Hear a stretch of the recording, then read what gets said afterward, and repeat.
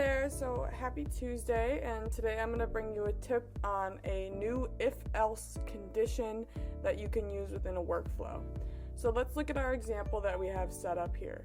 So if the customer books an appointment on this calendar and it is confirmed, we are going to assign them to a user, tag them that they booked that appointment, and send a notification to that user about that appointment. However, if we wanted to start using and sending confirmation reminders, but we only want to send it via email, let's say, we can add an if-else step. So if-else, and we can select the contact details, and you can select any of these, so any standard field, any custom field also. But let's say that it's our email, and we can say is not empty.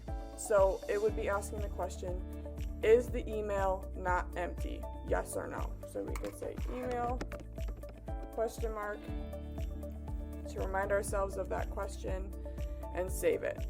So now we're going to say, do they have an email? Yes or no? Is it empty? Yes or no? Yes, it is not empty. Well, then we could start sending our email notifications, right? No, it is empty. Again, because the question is it not empty? Yes, it's not empty. No, it is empty. Or you could do is empty. Is it empty? Yes. Is it not? No. So either way. And then send based off of that. So is the email empty? Yes. Okay, then we're only going to send text message. Is the email empty? No. Okay, then we can send our emails. And you can send those confirmation and those reminders based off of that.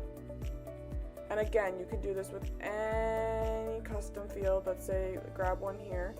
Is not empty, is empty. So you can use those two to determine how you want to send things based off of if they've answered that question or not, if they have an email, if there is any data in that field for that person.